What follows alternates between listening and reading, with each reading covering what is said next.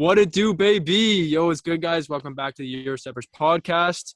We're coming up on 100 subs, guys. One away from that. Crazy stuff. Yo, whoever hits that sub button first and gets us to 100, DM us, and we'll shout you up for sure. But anyways, getting into this week. This week, we're doing a rundown, our weekly 5 topics. To start it off, we're going to be talking about the Players Tribune. Johnny, why don't you start us off? Yeah, so as you guys know, probably the biggest vet or the oldest person in the NBA maybe, Udonis Haslem. He's like 40, 41 years old. Seems like he's been with the Heat for ages. But yeah, this past week he got his season debut. Lasted a surprising a whopping 2 minutes only. Wow. Before he got into fight with Dwight Howard. And yeah, he got ejected in like 2 minutes. But, I think he still has like a lot of respect around the league. He's known for his toughness, kind of like maybe like a Kevin Garnett, like a Walmart Kevin Garnett maybe. That's how I would describe him. But yeah, that was pretty funny to see. Yeah, man, crazy. I actually tuned into that game and I was watching him when that happened. And I'm like, what the hell is going on here? Because all I saw was this guy's finger pointed right in Dwight Howard. And Dwight Howard's a big boy. Like, that's not someone you want to mess around with. But I don't know. Those Heat boys are a little bit sus. Shout out to Tommy.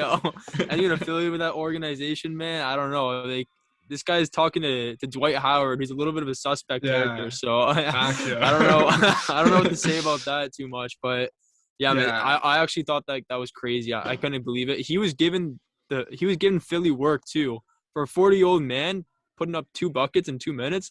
There was this crazy stat that someone put out after the game. Hers per 48, right? Yeah, so per 36 or per 48, and he was like 38 points per game, like 10 steals or something like that. It was crazy what his stat line was. It was pretty funny. I'm not gonna lie.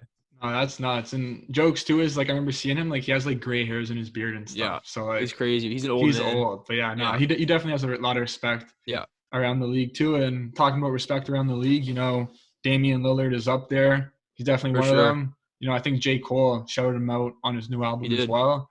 Had like a little voice clip from one of his Bubble interviews last year and had a whole like track named after him too. Yeah. But, Dame's kind of needs to perform right now as there's some very high stakes. On Twitter, there was a famous tweet. We'll put it up right now from a while ago. And basically a guy said that, Dame's also always a big Twitter guy. I think Dav kind of hopes one day that he's going to respond to him. One day, man. I'm hoping. I kind of tweet at him a couple of times, like maybe like once a month or something, trying to get attention. But I don't know. One day. But yeah, basically, a guy said that he needs Dame to win 42 games this year or else he loses his house.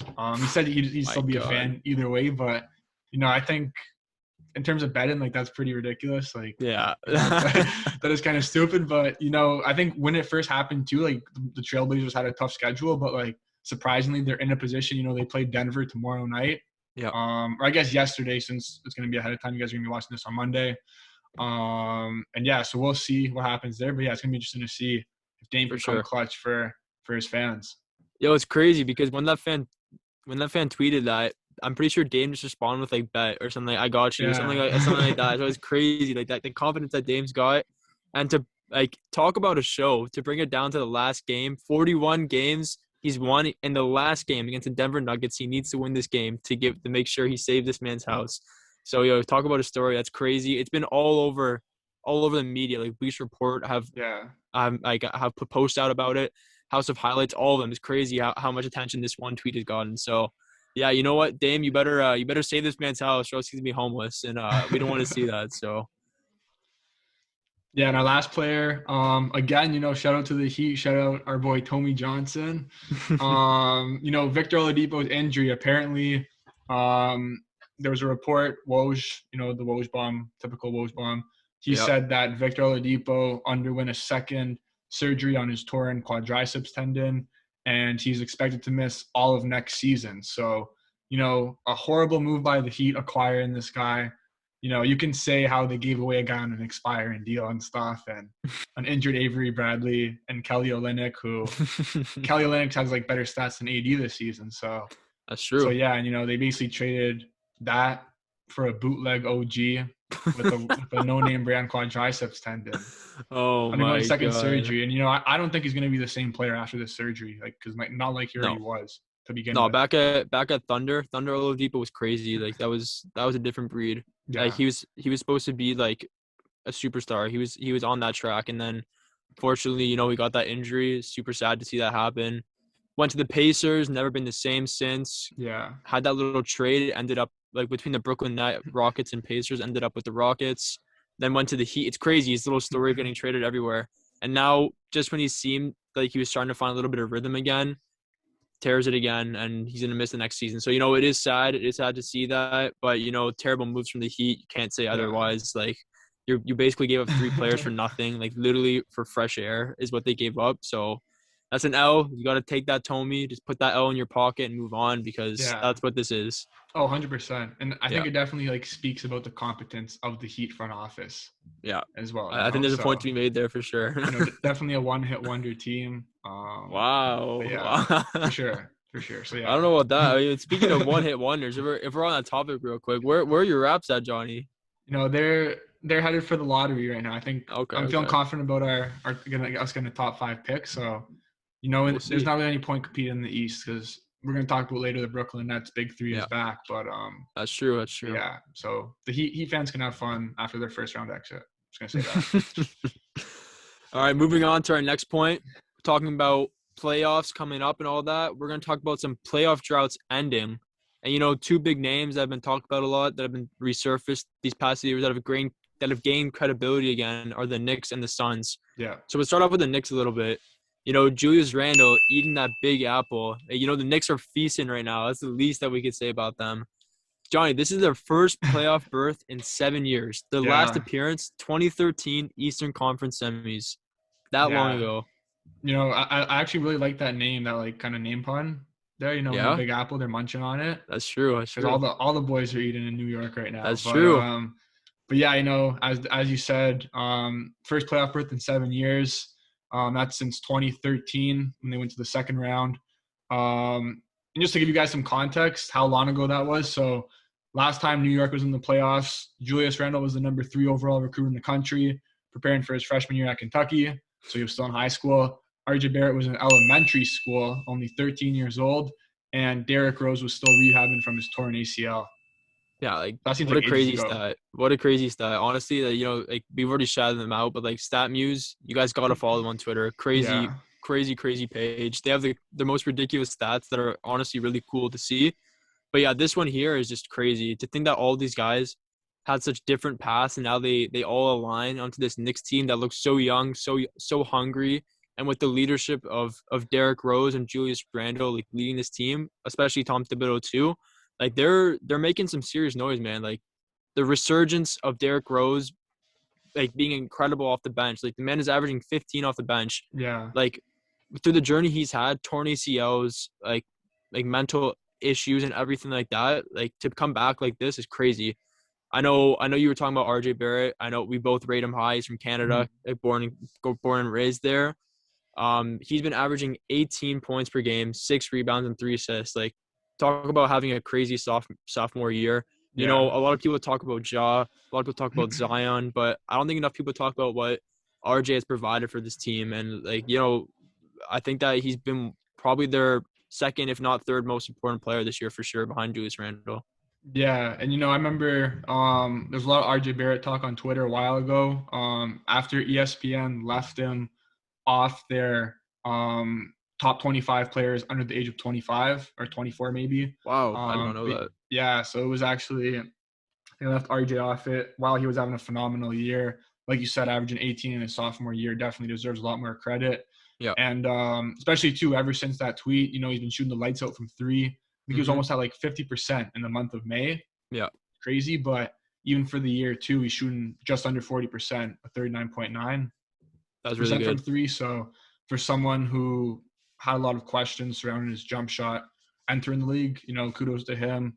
Deserves a lot of credit. And yeah, Bleacher Report or ESPN, I think it was ESPN. They can go suck themselves off, Frank. Because that's true. You got to give our boy more credit. Remember they put like AD like number like 3 in their like top 50 players for the season. I think that was Bleacher Report. Yeah, they have the worst rankings ever, man. Like DeMar DeRozan 80th or something. Just crazy rankings.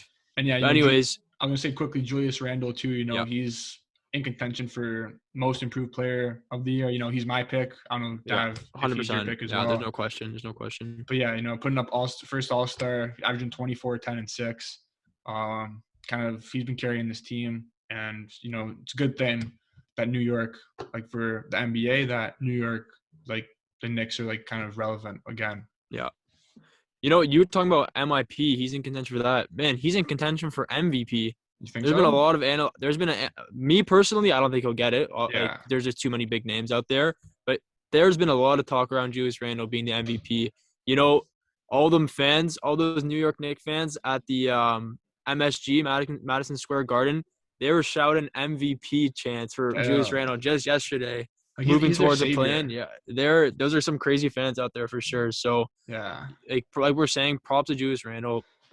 Absolutely incredible season. Like what the numbers he's putting up, I'm pretty sure some of them I believe there was some stat relating him to Larry Bird, averaging something like at least 25 points, 10 rebounds, and 5 assists, and on like something like at least 40% field goal percentage, at least 40% 3-point percentage, and at least 80% free throw percentage. So like to be put up there with Larry Legend, that is crazy. So like shout out to Julius Randle.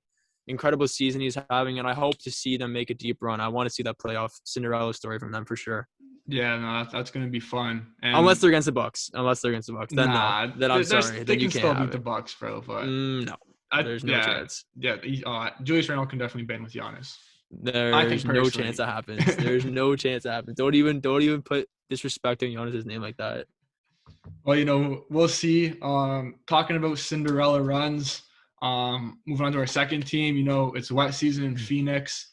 The desert drought is finally over, and the Suns have made the playoffs for the first time in 10 years. Since 2010, which is basically 10 years. Yeah, almost 11 years now. Like, that's crazy, man. Yeah. You know, Dav, before we like kind of did our own research and kind of looking at where some of their main players were. In 2010, last time they made the playoffs, do you want to give us a rundown of some of those stats? Yeah, let's do it. We found? All right, so what we found was that Devin Booker was 14 years old in high school. Chris Paul was on not the New Orleans Pelicans, the New Orleans Hornets. Yeah. That's how long this was ago. The New Orleans Hornets, before the Charlotte Hornets were even a team. That's when they were called the Bobcats. So just take that in. That's how old that's how old CP3 is, and that's also how old this streak is. Yeah. And then our last boy, DeAndre Ayton, that man was busting the new tune Gangnam Style back in the day. He had his iPod shuffle plugged in on his ride to school. Yeah, those were the times, man. Like, that's how long ago this was. So for them to end it this year is not only a testament to Devin Booker, but especially to Chris Paul. To basically be the only player just plugged into this team and to see these results is absolutely crazy. And even though I would say he does deserve his flowers and does deserve credit, a lot of that has to go to Devin Booker as well. I think he's been overshadowed a little bit. The numbers he's put up this year have been astronomical, just crazy numbers. And this man's only 23 years old. I think we need to remember that. Devin Booker's 23 years old, and he's already doing this. Like, him and Jason Tatum, for me, are the future of this league. Like, they're absolutely studs of players. But yeah, Devin Booker deserves a lot of credit this year. Yeah, and you know, D-Book too. Like, if he wanted to, he could still be in his senior year at Kentucky. Yeah, right, like, now, that is wild. Which is that nuts. Is like wild. If he was in college basketball still, I guess for a lot of Kentucky players too, since they're all like the majority are one and dones. But yeah, for him, if he was still in college, that'd be nuts. You know, he was always like, I think he was the youngest in his draft class. Yeah, as well. And just like his story has been amazing. You know, kind of being the sixth man at Kentucky on that stacked Kentucky team, and now like out of all of them, like you never think someone coming off the bench is going to be the best one. Yeah, the best out of. That's crazy. Out of all of them. But yeah, you know, I was personally really high on Phoenix. If you guys remember, we did playoff predictions, or just like final regular season standings predictions. Like our OGs who've been watching for months will remember that episode. And then I think I had Phoenix as the 6th seed, but I had them making a run to the Western Conference Finals. Yeah. And yeah, personally, like right now, I would say they're my pick to come out of the West. You know, I don't know about coming out of the West, because the shirt you're wearing right now is a team that I've got coming out of the West. I think Lakers? I don't think people are giving enough credit right now. We see this story every year. LeBron has a little bit of a slower end to the year because he's ramping down. He doesn't ramp up. Most people ramps up. He ramps down. He chills out at the end of the season. Yeah. It's crazy. And then people just say he's washed and he's done. And then some other team's going to come beat him. Let me get this straight.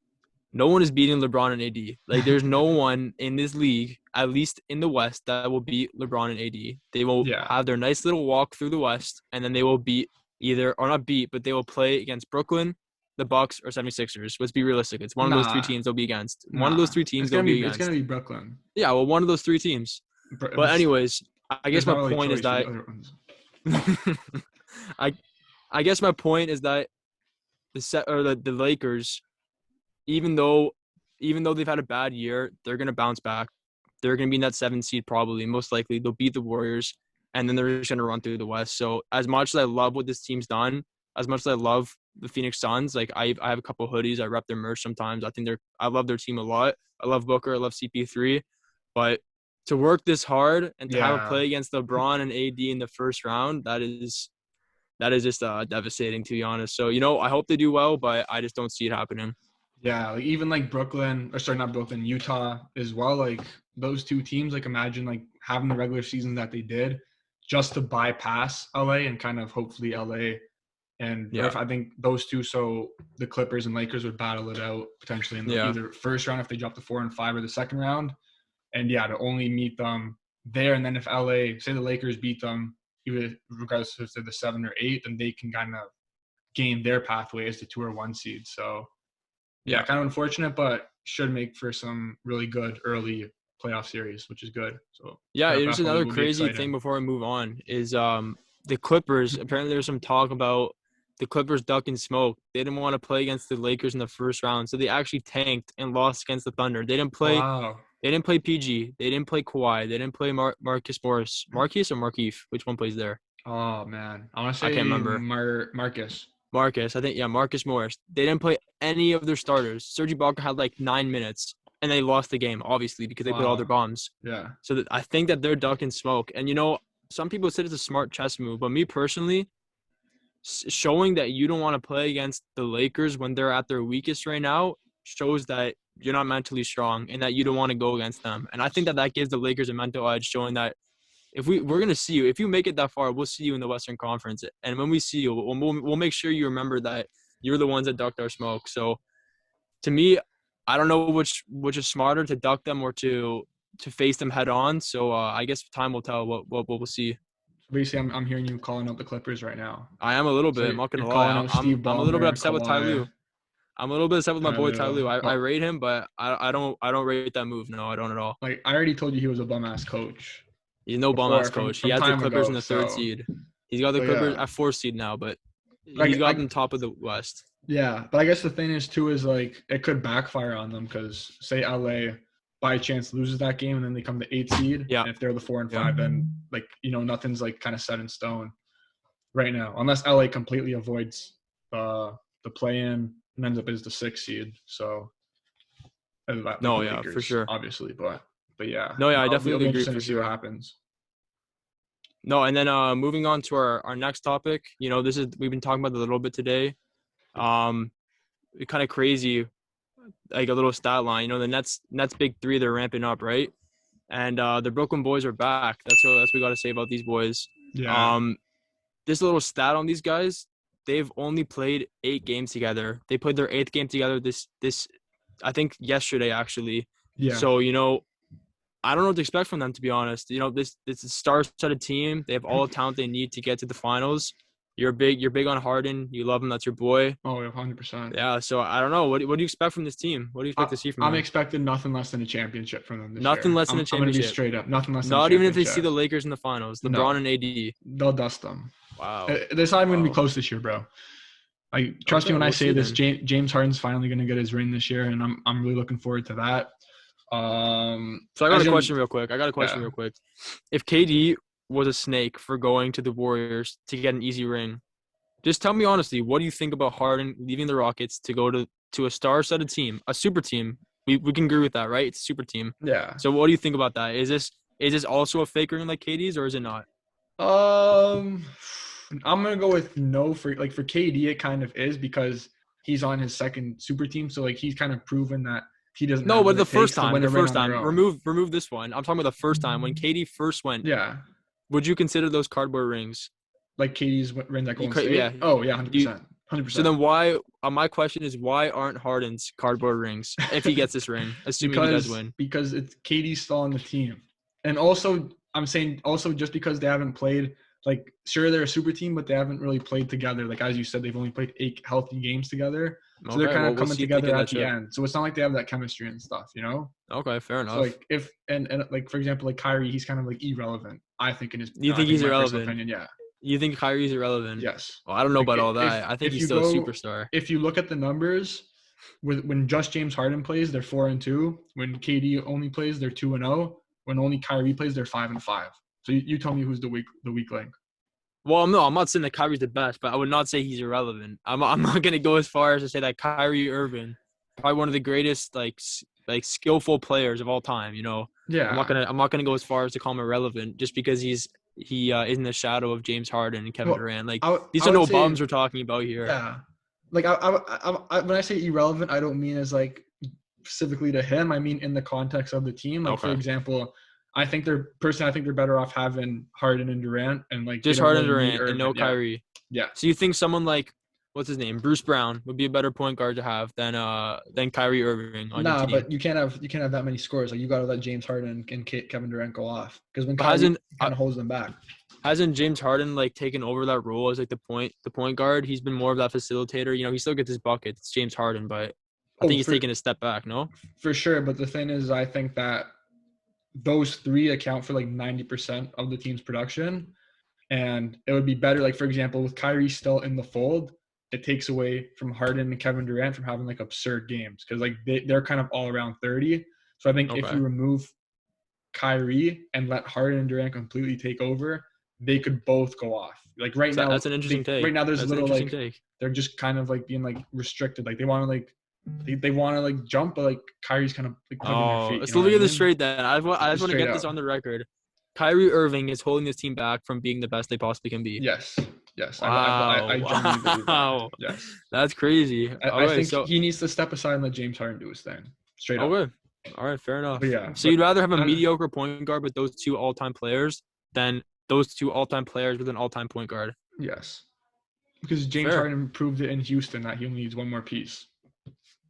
So did he prove it though? I don't see no ring on his regardless finger. of who his point guard is. Okay. I think he'll be fine. All right. He's the point guard, bro. Maybe you should be the coach, not Steve Nash. Maybe you should be telling Kyrie to kick rocks and get off this team because maybe I don't know. Maybe Harden's the main guy. Maybe he is. I don't know. But I guess we'll have to see when they meet the Bucks in second round because it's happening. They're gonna meet the Bucks in the second round, and it is gonna be a fireworks series. That's all I gotta say. Well, I'll tell you this. It's going to be another year and another second round exit for the Bucks. I'll tell you that right now. I don't think so, bro. I think you will be surprised. This Giannis is mature. This Giannis relies on his teammates. He believes in them. So, I think whoever has to go against this Bucks should not take for granted that they've been poor recently in the past in the playoffs. Because this is the same thing. This is a different breed. I'm telling you that right now. Giannis cannot shoot. If I saw videos on Twitter and Instagram today of him taking 15 seconds to shoot a free throw. 15 seconds to shoot. Who cares if it takes you 30 seconds? If you put it in the net, who cares if it takes you 1 minute? You can't take 15 seconds at the free throw line and expect to win a championship. I'm sorry. What? How do those two add up? That can't happen. Those two add up. Because it shows that you do not have confidence in your jump shot. No, if anything, it shows you do. It shows that you don't care what other people think and you're willing to take your time to put it in the net. He has zero confidence in his jump shot, and that's going to be the reason why they cannot get over the hump. The only way they're getting over the hump is if Giannis develops a jump shot. If the only way they're going to get over the hump is if Giannis takes less seconds to take a free throw, is what you're saying. Because he's gonna prove as his jump shot gets better, he's gonna take less time at the free throw line. So basically, indirectly, yes. Okay, yes. All right. I guess I'll tell you this right now. Until Giannis gets a jump shot, the Milwaukee's not winning any championships. All right, I'm gonna clip that, and we'll see. I just want to say something. If the Milwaukee Bucks get through, not only because it's looking like they're gonna go through the Miami Heat, get through the Miami Heat first round. Like we gotta admit, the Miami Heat as a first round team for that high of a seed is pretty tough. Well, as we said earlier, they're a pretty incompetent organization. Okay, incompetent, but they still have good players. We both rate Jimmy. It's for a first-round matchup. It's a tough match. We'll give you that. So if they go through the Heat, the Brooklyn Nets, and then Philly, and they get to the finals, are you going to finally start rating Giannis if they get through all three of those teams? Yeah. All three of those teams with your boy. If he puts your boy James Harden on the couch to watch him in the finals. I'll say yes. Yeah. If he Okay. sends Harden packing, then yeah, I'm gonna have to. All right, bet. Put some respect on his name. We'll have to see then. And if he wins it, is Giannis already a top 5 power forward of all time? If he wins this chip, I already believe he is a top 5. You think he is already top 5? Yeah. All right. Yeah. This guy has some respect on his name. Then I appreciate. I don't hate him. I just need to see him develop some real skill and get a jump shot. All right, bet. We'll see. So would you say that this is if he goes through all those 3 teams and then we'll say he meets the Lakers in the finals and beats them? What is your take on Giannis after that? Are you putting him top 20 of all time? Are you putting him top 20 players of all time? I'll give him top 25 maybe. 20 is but with too early. 2 MVPs, a DPOY, 25. And a chip. 25. All right. Well, 25. we'll have to reevaluate for sure. 25, and then we'll see if he gets another ring. Then he can move up the rankings. Okay, but all right, we'll have to see. Talking about the playoffs and stuff. We've talked about some success stories in the playoffs, but as we know, for as many success stories there's also failures, and that starts with the Sacramento Kings. Yeah. They're still searching for their lost crown. They've missed the playoffs for 15 straight years. Yeah, that ties that with including this season. That's going to tie the longest postseason drought in NBA history. That's crazy. From the Clippers from 1977 to 1991. As we know, Luke Walton, he's been on the hot seat in the past. Definitely right now, I don't see them bringing him back again. No way. Next year. So it's impossible. If you're kind of the Sacramento Kings, where do you think they need to go right now? What do they need to do after another disappointing and not really disappointing because at this point we kind of expected mediocrity from them, I would say. So yeah, what do you think they need to do to kind of fix up? they were given every chance to make this playoffs. They were literally given a play-in. There was no better chance than this year to make the playoffs. At least the play-in, and they're not even gonna make that either. For me, they're missing that superstar. They don't have a superstar right now, but they're missing that one piece because they have good pieces. They got De'Aaron Fox, Buddy Hield. Who else they've got? Tyrese Halliburton, and then a forward I'm missing. Harrison Barnes, him, and Rashawn Holmes. They've got good pieces. They're missing a star player, to lead that organization, and they're missing a good coach. Because let's be honest, Luke Walton is absolute garbage. Yeah. He is a terrible coach. 15 years. I'm not saying he's been there for all 15 years, but 15 years not in the playoffs. If you're a Sacramento fan, oh my God, I'm sorry for you, man. That just sucks. That is bottom of the barrel garbage. And I'm pretty sure that you and me, I'm not sure if you said this, but I'm sure I said at the beginning of the year when we were ranking our franchises, I had Kings dead last. Yeah. Dead last. I had them as a poverty franchise, as the worst franchise, and they should just, if I'm correct, they should just dissolve and go bankrupt. If I'm correct, that's what I said. Yeah. So it looks like that hasn't changed. I remember that from the beginning of the year. And kind of, I think talking about that superstar, I think De'Aaron Fox definitely has the potential. Yeah. He had an amazing year. He's trending in the right direction. Even next, he had a kind of a breakout year this year, I would kind of argue. Mm-hmm. Not a superstar yet, but kind of borderline all-star right now, where he can start next year. Hopefully his next step up is becoming an all-star. I think Tyrese Halliburton, before getting a season-ending knee injury, thankfully no surgery is going to be required, so he didn't tear anything. That's good. That's great. He was averaging 13, 3, and 5. He was in people had him right at number 3 behind Anthony Edwards and LaMelo Ball in the Rookie of the Year race. So he's a bright spot for them. But like you said, I think they definitely need a superstar too. It's going to be tough because it's not kind of recently, it's not superstars. It's not a market. Superstars are going to kind of want to come play in. That's true. But kind of, as you kind of said it perfectly earlier, but, it's the same old Sacramento. Yeah. And again, just a bum-ass organization. To be frank, there's not really much to say. Them and Raptors, bro, just hand in hand. Nah, bro, we had a reign 2 years ago. Fair. So I won't put them that low. But yeah, Primo Pasta days, they're back, baby. best of the times. All I know is that we won a reign, so we can go back there for the next 5 years. I'll be bulling. I'll be. I think 5 years is a little bit short. Maybe 10 years. I think a little bit longer. We'll be back next year. I'm not worried.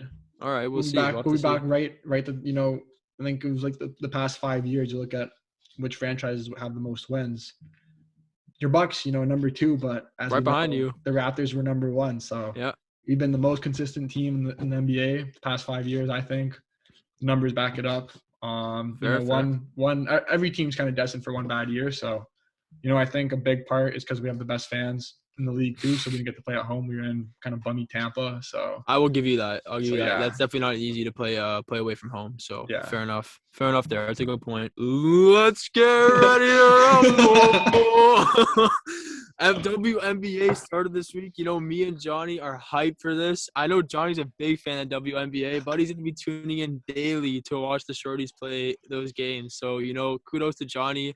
But who else deserves a big shout out? Bleacher Report and all the big name social media for giving the WNBA players a platform, giving them some more credit because they definitely deserve their flowers.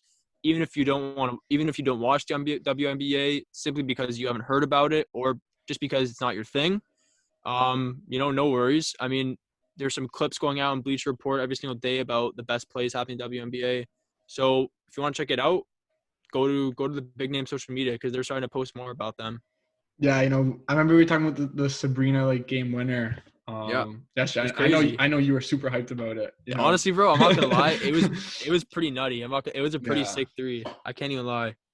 Yeah, but overall, it's good to see them getting more attention, more respect. Kind of in the bubble last year, we saw a ton of players repping the orange hoodies and NBA players repping their jerseys too, pregame and stuff, even outside of arenas. So they're definitely getting a lot more buzz attention. Obviously, the talent gap is still pretty significant, which is why the numbers. I guess it's kind of reflected in the pay.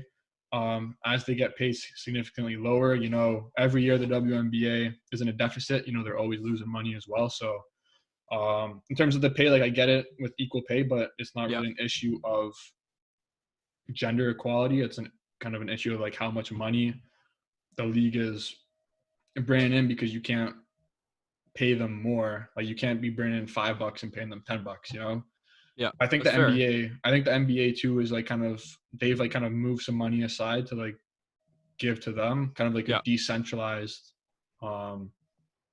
format, I guess I'll call it. But no, good to see. We have some ideas for some future episodes. We do with WNBA, so stay tuned for 1 or 2 maybe. But yeah, we kind of wanted to represent both genders. We kind of looking to bring a female guest on as well. For the girls, I don't know if many watch this, but all the female subscribers and viewers out there, just know we appreciate you. Yeah, big ups. Yeah, and we'll definitely be bringing on a female guest this summer for sure. Yeah, definitely stay tuned for that for sure. Yeah, like you were gonna say. That wraps it up, guys. Thanks for tuning in.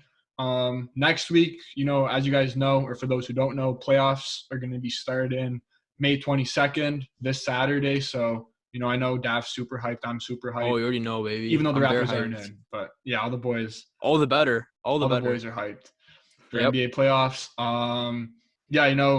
We appreciate all the support. Leave a like, subscribe. Our famous saying, it costs $0. Zero, baby. We got to bring that back for sure. Yeah. Yeah, it costs $0. Stay tuned to all our socials. We're going to plug them below in the description. We're putting daily polls up on IG, Twitter, bring you guys top content daily. And yeah, that's about it. So thanks for tuning in. All right, guys. Signing off next Monday. Peace.